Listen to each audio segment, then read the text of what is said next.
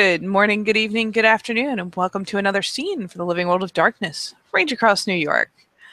In this particular scene, as it immediately follows the last, 10 Point has only just left the close vicinity of the Children of the Spirit Wild's herb garden, and their Theurged latte, and she is in the process of just kind of thoughtfully walking away, looking down at this weird little mask in her hands and kind of mulling over the potential contents of said mask. She is in the Tellurian for the sake of ease, and yeah, is just kind of meandering her way away. And for part, Tapeesa has been attending celebrations during the night and in the later time of the morning. So she didn't spend a lot of time in the cabin. She mainly helped the kinfolk getting things out, and then she went and did her guardian's duty. And now that she's back on, yeah, now that she's going back to get some sleep in the cabin, she spots a now not as much as Entler as she used to be a few days ago person. I mean, she's got the full rack back now. She may or may not be starting to shed velvet, so they look kind of gory and creepy, but they're back finally. It's okay, somebody will get them off. Oh yeah, inevitably. And yeah, I guess there's going to be this weird feeling that this would almost feels like a Western standoff. Because yeah, she just stops right in her tracks. And there may or may not be tension in the air. Or something. Definitely something. Yeah, we'll say there's definitely a disturbance in the force, as it were, as 10 Point will be mulling along and not really dwelling on much per se, and will all of a sudden, for no particular reason, just kind of stop, pick her head out, like most prey animals do, and suddenly feel the need to look around.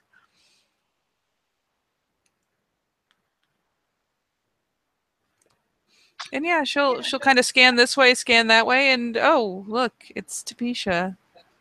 Glaring, like she does. I'm not sure she has any setting other than glare. I mean, could be worse. It could be glare and pointy finger. Oh, can't have the pointy finger.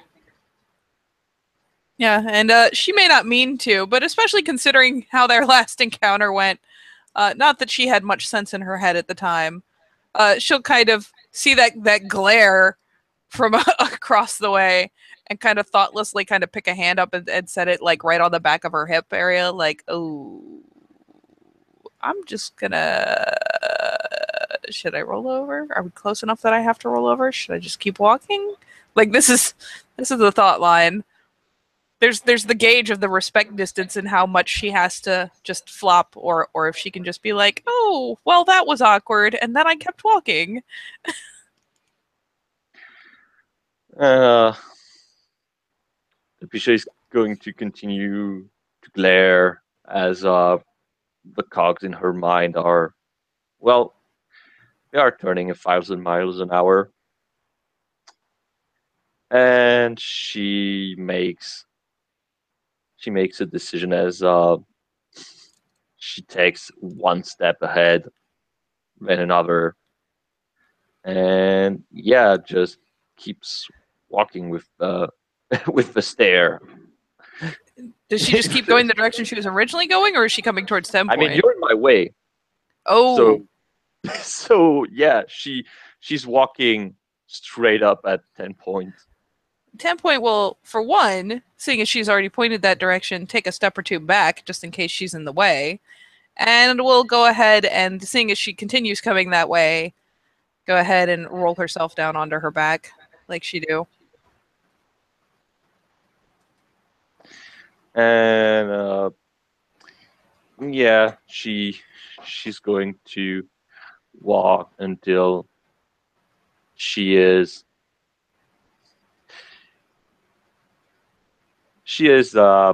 yeah, close enough.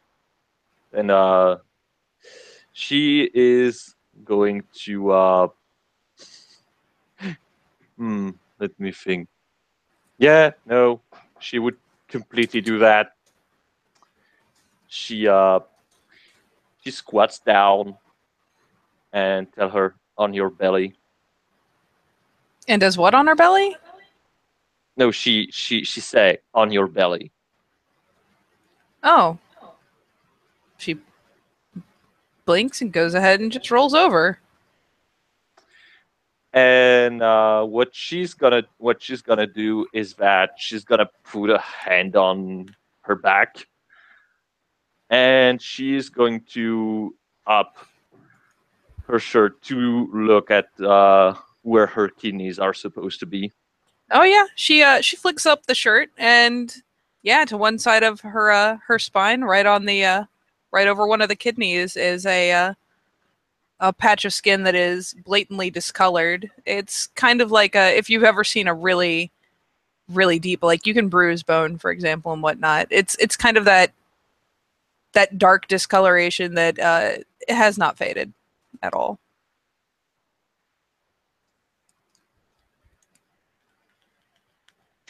And yeah, she stays silent as she looks at it, and she will then uh put back the shirt back on, get up, as she gets up, and yeah, she then accompany the, like, yeah, it goes both ways. She gets up and she says, get up. And Tim Point will go ahead and get back up to her feet. And just kind of keep her eyes down on her own hands that are clasped in front of her with the mask hanging out of one. This will be familiar probably from one of their fostering challenge. I think Talate said it was hers. The mask, yeah. Yep, it is that mask. What are you doing with the mask? Oh god, what is Talate's current deed name? Is it still Final Right? No, it's not Vanna Right. It's Raven's third eye. Thank you. Raven's third eye, Raya, has given it to me. Raya.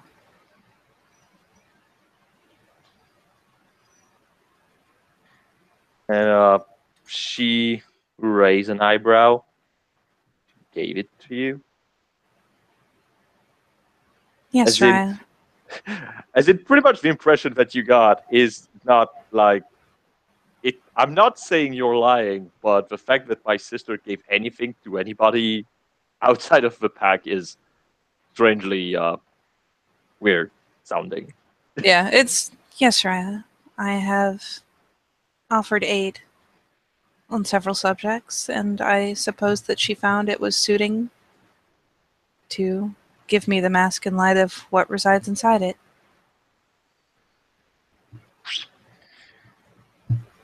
She will nod. Is the thing still inside? Yes, Raya. I've only just been handed it.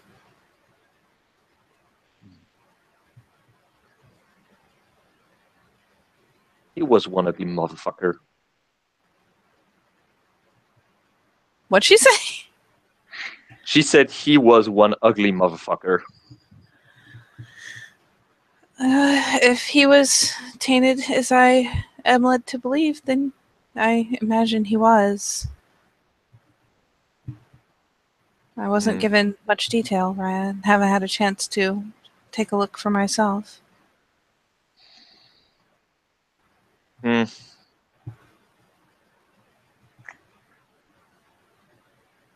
My sister thinks it should be released. Now it's yours. You will make that choice.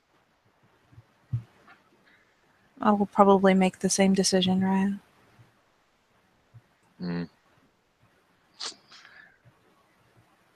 So I'm in a conundrum here. Because I'm not sure if what you did was brave or incredibly stupid. Or perhaps both at the same time. Then may I explain myself on why I made that decision? Go on. The kinfolk who was afflicted was perpetually hovering at the end of death and kept alive only by the fact that there was another kin there who was blessed with gnosis and able to heal him periodically. Seeing as all that the Bane of Suffering was doing to the kinfolk was racking his body with pain and torment,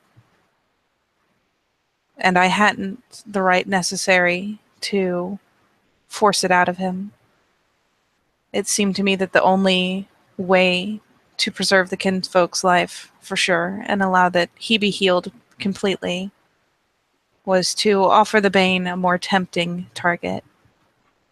And I know through a lifetime of experience that pain is something that I can certainly withstand.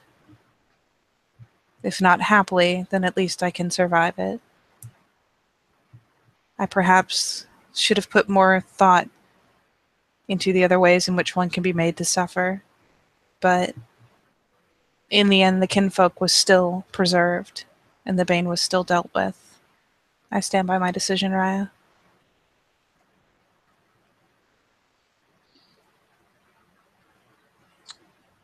Where the fuck were the glasswalkers? I don't know. It was only...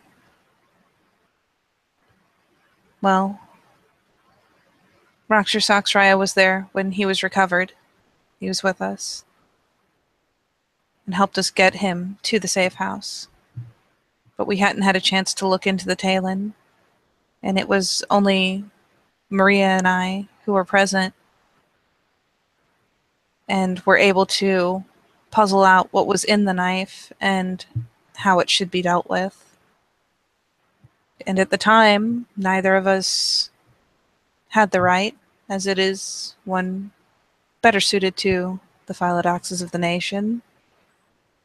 And I was not willing to risk a kinfolk's life over waiting longer to pull it out of him.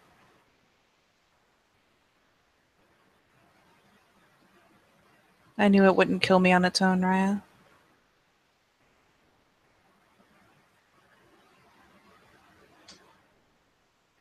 One cannot suffer if they're dead.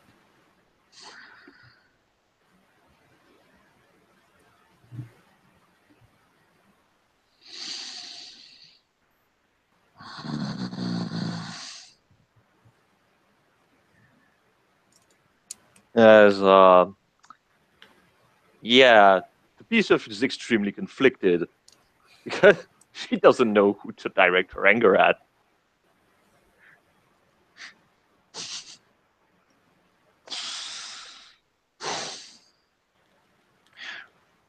Felix should have been the one dealing with this. Those are Verikin folks. Shouldn't be you. Shouldn't be Maria. We have enough shit currently going on with kin folks. And apparently, people care, but just when it happens. I perhaps overstepped, Raya, but it seems that the Glasswalkers are more objective with their kin, and we cared more than they did. We have since found out that this kinfolk, I believe his name is Brian, is unclaimed and remains unclaimed. Maria and I have spoken to Felix to Roxer Soxra on the matter, and he does not seem to intend to claim him. So I believe that she may. He may be down a hand, and he may be scarred. But he was a lawyer, and that is still a knowledge that could be of use to the nation. She's actually gonna spit on the ground when you say that. Felix doesn't seem to want to claim him.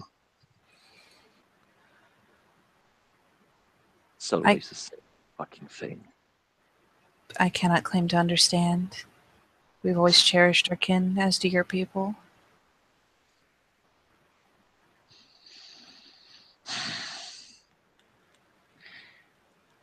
Even if our people care, it's always different from one family to another.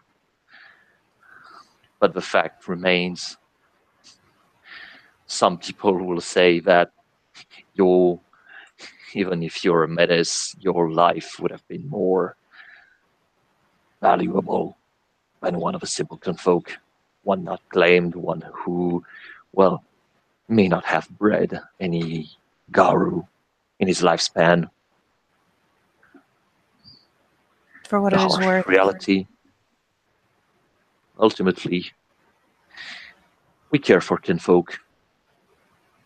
We care for them because they are the only poor sops who actually care about us. The only one who can stand being near us at all. But we treat them like shit. For what it is worth, Raya, I would disagree. Perhaps I am Guru, but I cannot carry the future, and they can.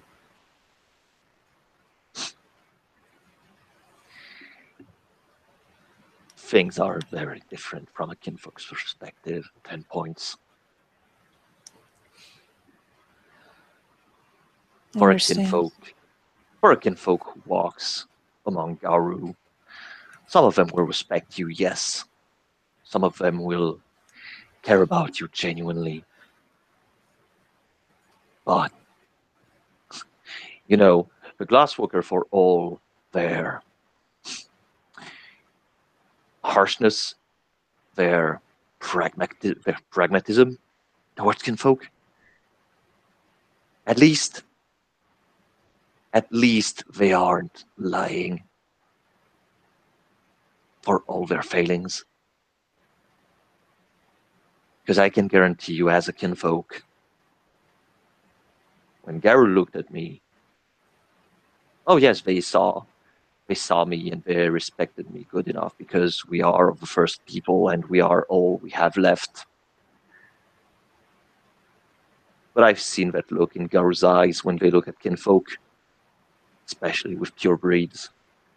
I know that look. I know what it brings.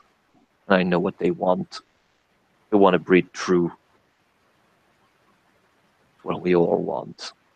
We all want to breed true and make another Garu for the nation.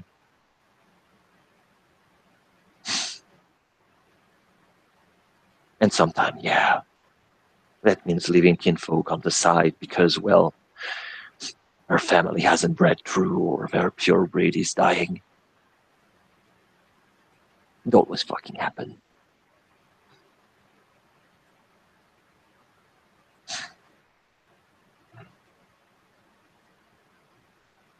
And 10 points, still looking down at her hands and working her jaw a bit. I cannot claim to understand. But family is family, as far as I'm concerned.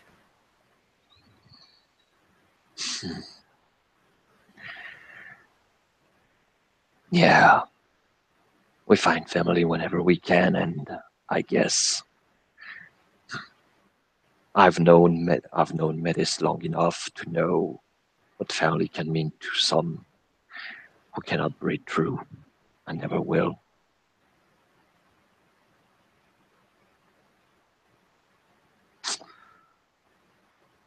Whoever will claim him or not, if you meet that kinfolk, Tell him I can get him a job. My mate, he works as a lawyer in the city. He has an agency. He can make him work there,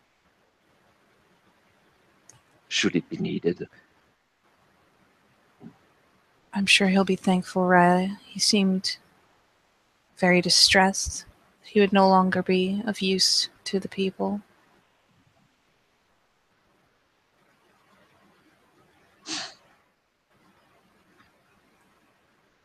I may not be able to make him join my family, but I can still give him a job.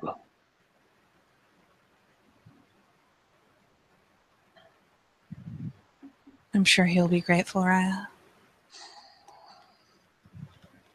As she cracks the bones of her neck as she's trying. She's she may not have derailed the conversation towards a subject that is very sensitive to her, but she she also remembers that she had a purpose when she decided to walk straight up to 10 Point.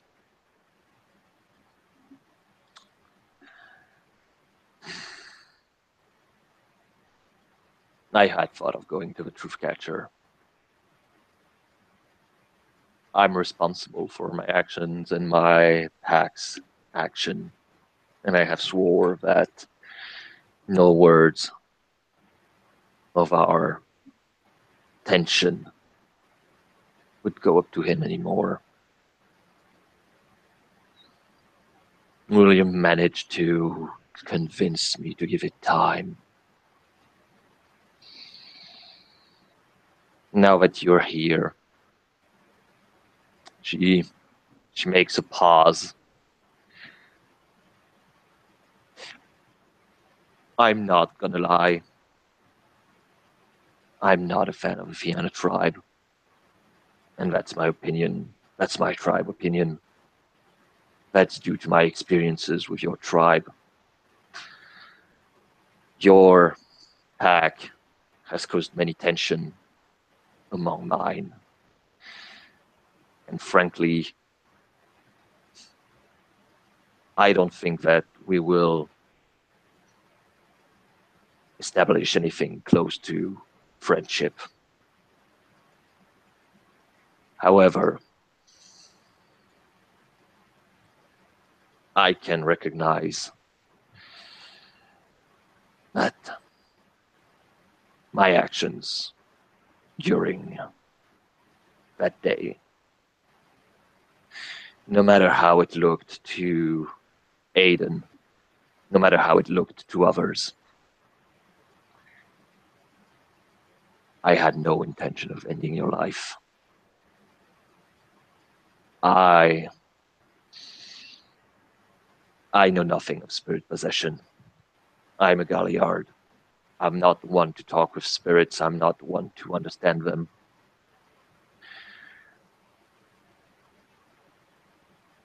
I'm made of muscle and passions, and I have let my passion take control over me. I thought that if I rendered you unconscious, then the Bane would be weakened, and its control over you would be less problematic for the other Theurges to cleanse you. I did not take at this moment consideration that being in the war form would be detrimental to your life. I did what I always do. I aim for the knees. I aim for the livers. I aim for weak spots. That's how I fight. My muscle memory have betrayed me that day.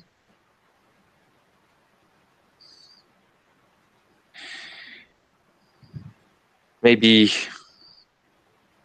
Aiden will still be angry at me Maybe he will come to me and ask for a challenge or something like that. It's fine. That's between him and me. He's the one who will make that decision or not.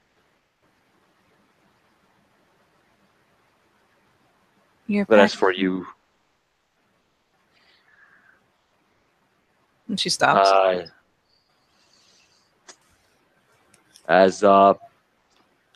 Yeah, she's trying to find the right words. Trying to find the right words that she's trying to say.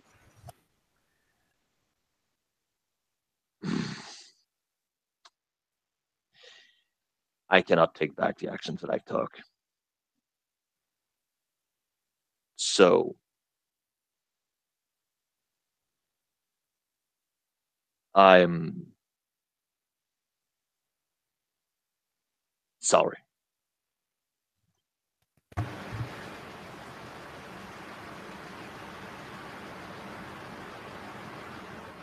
For whatever little it means, Raya, I was not myself when you struck me.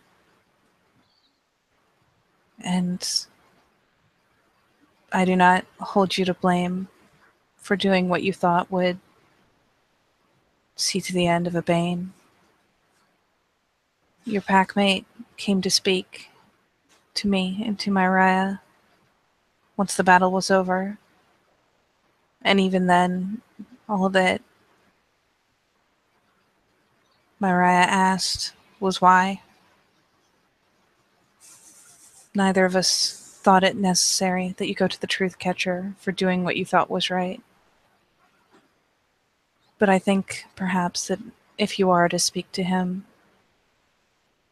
it will only be to explain this. And if you wish, I can tell him what you have said to me as far as feeling that this was the proper route to take to weaken the Bane so that it could be taken under control.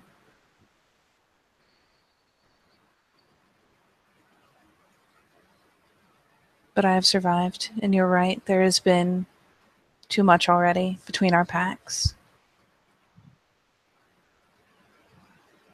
I think I would hate myself more if I was the reason to cause this to go further and to go deeper.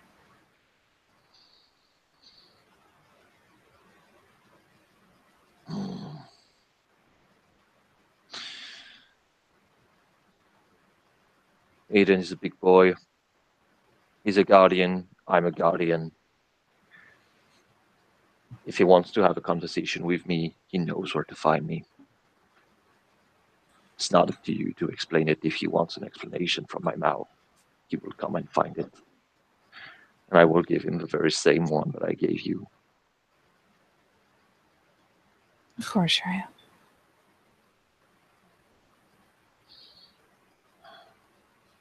All the same, I accept the apology, and I appreciate that you showed up in the first place, knowing that the reason you came, or the reason any of them came, was to deal with the bane that was in me, not in a kinfolk.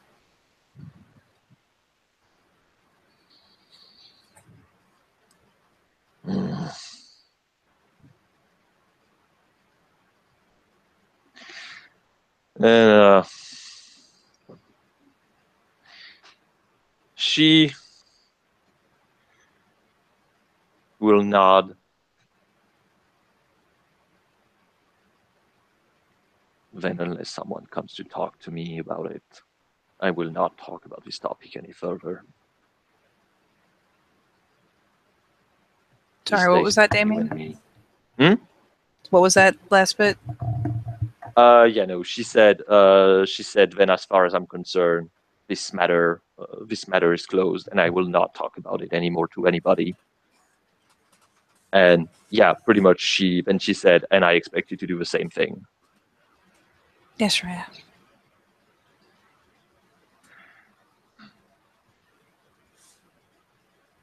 If Aiden wants to come and talk, he will come and find me.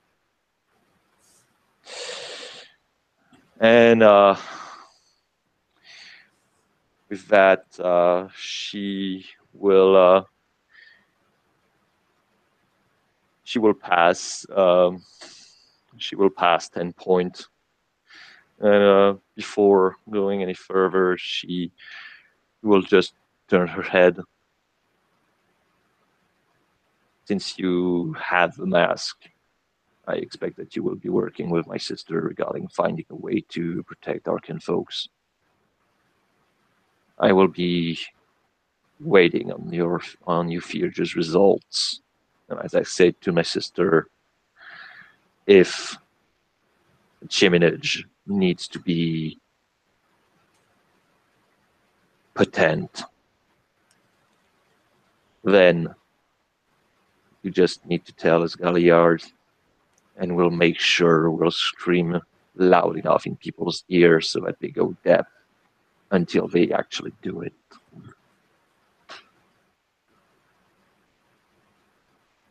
There'll be a nod. And with that, Tapeesa will yawn and just continue her way back to the cabin because goddamn, she needs some goddamn sleep. And yeah, once Tapeesa has gotten, outside of that kind of understood distance and headed on her way, 10 Point will finally continue walking herself.